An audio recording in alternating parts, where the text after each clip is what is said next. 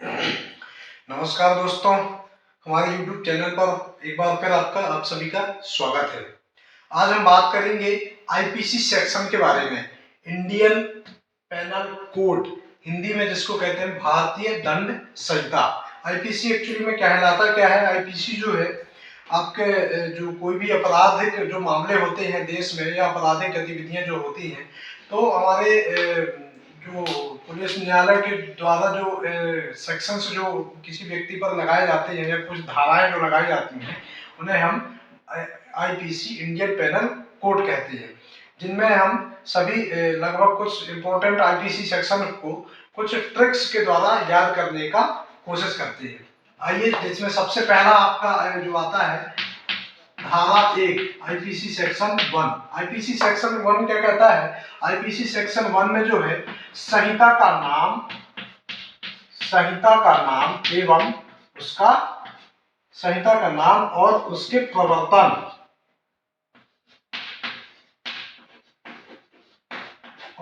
प्रवर्तन का विस्तार बताया गया है।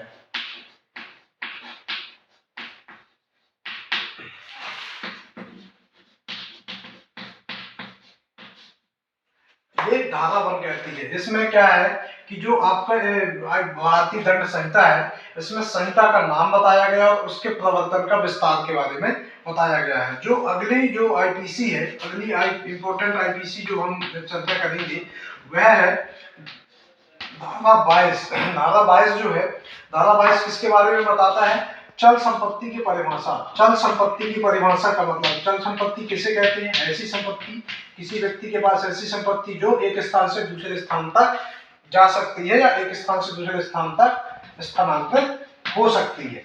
जैसे व्यक्ति के पास जो मोटर वाहन होते हैं, कार हो गया, ट्रैक्टर हो गया, जानवरों में जैसे गाय हो गई, भैंस हो गई, ये जो है ये चल संपत्ति के अंतर्गत आती है। यदि हम इसकी ट्रक की बात करें तो जैसे इसके अंतर्गत भैंस आती है। भैंस भी एक प्रकार की क्या है? चल संपत्ति। तो 22 को हम हिंदी में क्या कहते हैं? 22।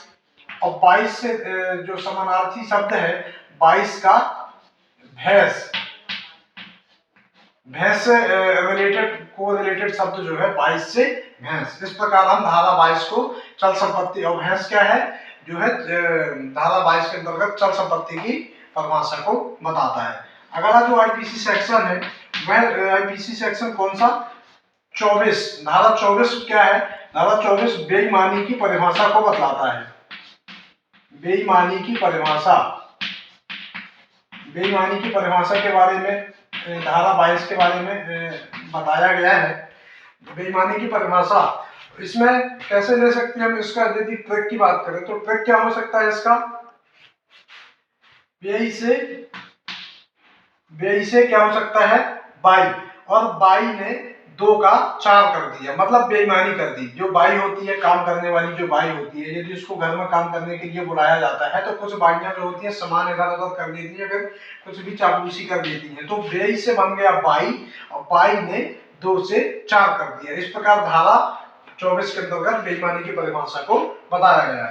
अगली धारा जो है, अगली धारा 34। धारा 34 के अंतर्गत क्या है? धारा 34 जो है यह बहुत ही इंपॉर्टेंट धारा के अंतर्गत आता है। धारा 34 में समान आशय के बारे में बताया गया है। अब समान आशय को हम थोड़ा सा इसको समझने के प्रयास करते हैं।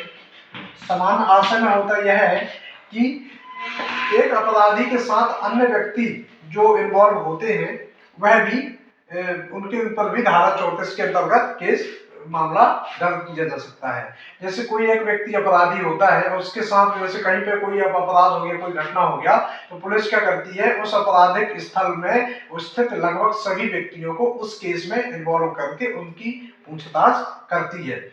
और जो दूसरे तरीके से ऐसे समझ सकती है कि यदि जो चींटी होती है, यदि कहीं पे खाना रखा होता है, मान लो यहाँ पे खाना रखा है, तो चींटी यदि एक चींटी वहां पर जाती है तो उसके पीछे पीछे पीछे पीछे सारी की सारी चींटियां एक झुंड बनाकर उस खाने की ओर भागती हैं। तो ये धारा 34 के अंतर्गत मतलब यह होता है कि अपराधी के साथ जो होते हैं अन्य व्यक्ति भी उस अपराध में इन्वॉल्व हो जाते हैं। ये धारा 34 के अंतर्गत कहा गया है।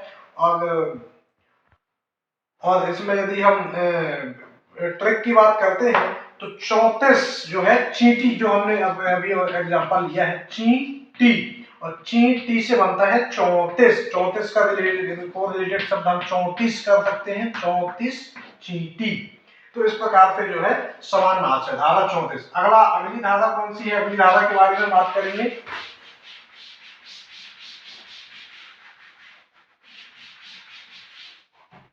अगली धारा कहलाती है, अगली धारा है 40।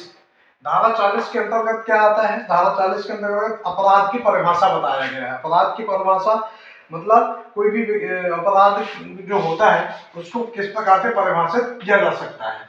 तो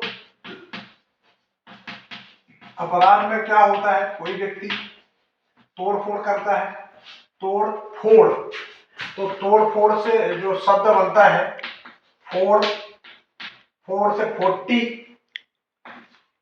फोड़ से 40 मतलब 40। तो धारा के अंतर्गत अपराध की परिभाषा को परिभाषित किया गया है। अगली धारा कौन सी है, अगली धारा के बारे में हम थोड़ा सा बात करते हैं।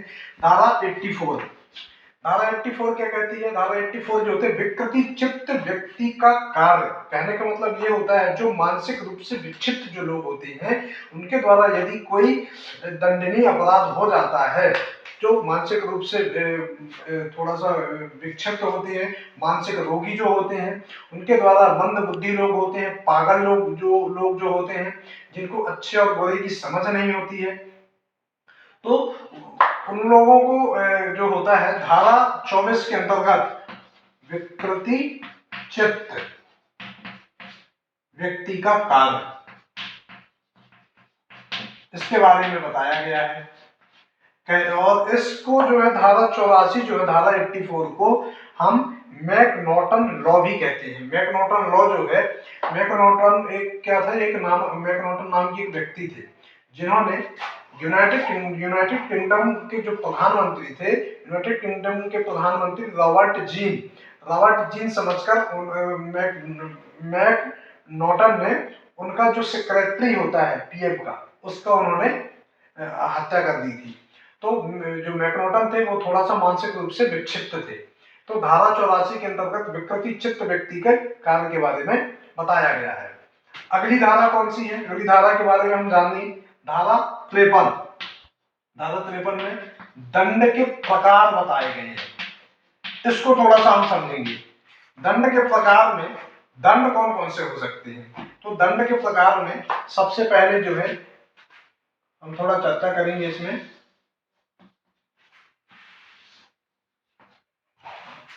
मृत्युदंड। मृत्युदंड में आप जानते हैं हमारे जो भारतीय न्यायालय होते हैं, मृत्युदंड किस प्रकार से दिया जाता है, सीधी सी बात है, फांसी। दूसरा जो दंड के बारे में बताया गया है आजीवन कारावास। आजीवन कारावास, आजीवन कारावास का मतलब होता है पूरी उम्र व्यक्ति को सजा होती है आजीवन कारावास की, तो पूरी उम्र व्यक्ति को कहां पे, जेल में ही, कारावास में ही काटना पड़ता है। अगला जो दंड है कारावास। कारावास जो होता है दो प्रकार का होता है, एक होता है कठिन कारावास और दूसरा होता है सादा कारावास।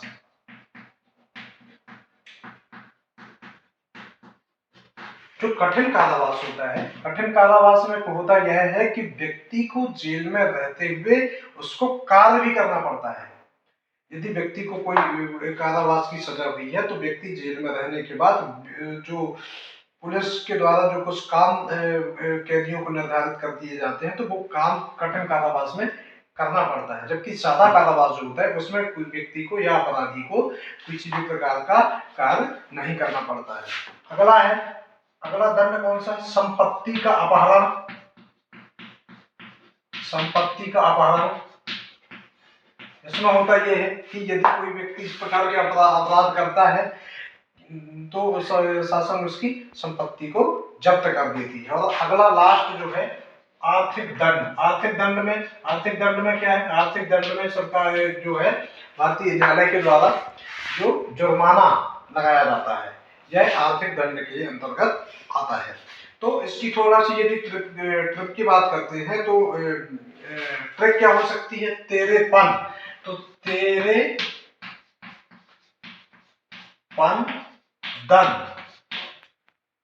दन को हम कह सकते हैं दन, तेरेपन दन, दन से ले सकते हैं हम दन। इस प्रकार हम इसकी ट्रिक को कोरिलेट कर सकते हैं। चलिए आगे चर्चा करते हैं।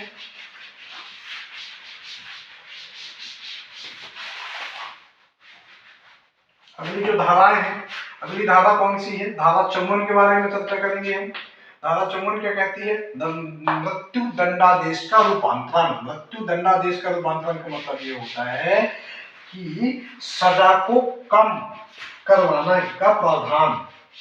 सजा को, यदि किसी व्यक्ति को फांसी की सजा हो जाती है तो जैसे हम सभी जानते हैं कि राष्ट्रपति के पास यह उसकी फांसी को माफ करने का एक शक्ति होती है कि राष्ट्रपति कहने पर उसकी शक्ति को माफ किया जा सकता है। तो इसमें होता है मृत्यु दंडादेश का रूपांतरण। मृत्यु दंडादेश का रूपांतरण इसमें होता ये है कि मृत्यु की यदि किसी को सजा हो जाती है तो सजा को कम करने का प्रावधान है धारा 54 में। धारा 63 क्या कहती है, अगली धारा है इंपॉर्टेंट धारा, धारा 63। तो धारा 63 जो होती है आर्थिक दंड, जुर्माने की रकम। आर्थिक दंड जो अभी हमने ऊपर बताया है, आर्थिक दंड या जो जुर्माना लगाया जाता है किसी व्यक्ति के ऊपर, जुर्माना की रकम धारा 63 के अंतर्गत आता है। अब इसको हम थोड़ा सा यदि ट्रिक में देखें तो किस प्रकार से ट्रिक में हम याद कर सकते हैं। पैसे के लिए तरसना से 63, मतलब यदि किसी व्यक्ति के ऊपर यदि शासन या कोई भी व्यक्ति यदि जुर्माना लगा दिया जाता है तो उससे पैसा वसूलना थोड़ा सा टेढ़ा काम हो जाता है। जैसे जो बिजली जो चोरी होती है उस पर शासन क्या करती है कि उनके ऊपर आर्थिक जुर्माना दंड लगा देती है, लेकिन उनको बिजली विभाग को उनसे पैसा निकालना थोड़ा सा टेढ़ा काम हो जाता है।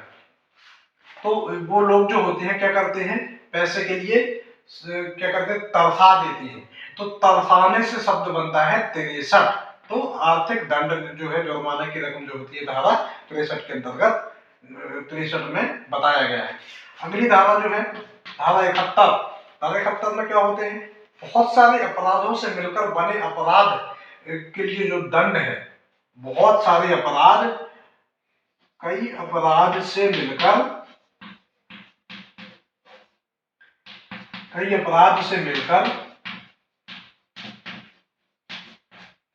बने अपराध के लिए दंड, बने अपराध के लिए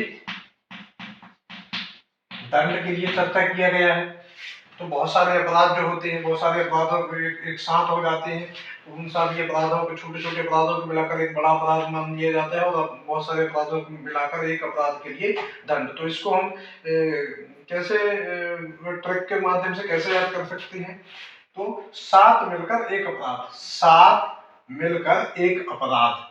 तो मतलब बहुत 7 के बहुत सारे अपराध में बहुत सारे अपराध मिलकर एक अपराध, 7 मिलकर एक अपराध के लिए धारा 71 के अंतर्गत बताया गया है।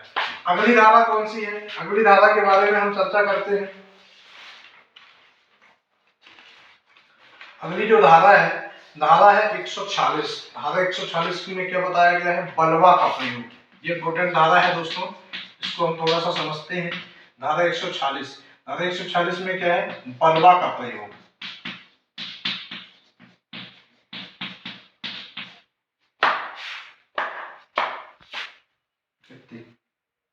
14 धारा का बलवा का प्रयोग।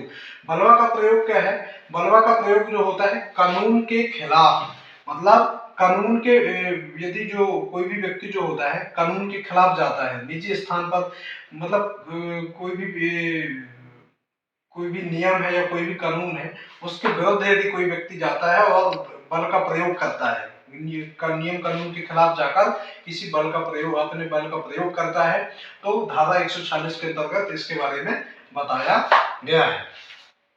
अब इसको ट्रिक के माध्यम से कैसे हम याद कर सकते हैं। देखो, कानून से बढ़कर इस देश में कोई भी व्यक्ति नहीं हो सकता है। तो इसको हम थोड़ा सा ट्रिक से कैसे याद कर सकते हैं। कानून के खिलाफ एक भी छल नहीं, छल से 46, कानून के खिलाफ एक भी छल नहीं। तो ये बलवा का प्रयोग, ये धारा 146 के अंतर्गत इसके बारे में बताया गया। अगली धारा है धारा 159, दंगा। दंगा जो हो जाते हैं, तो दंगा से जो है जितने मामले हैं उनको धारा 159 के अंतर्गत बताया गया है। अब अगली धाराएं के बारे में थोड़ा हम और चर्चा करते हैं।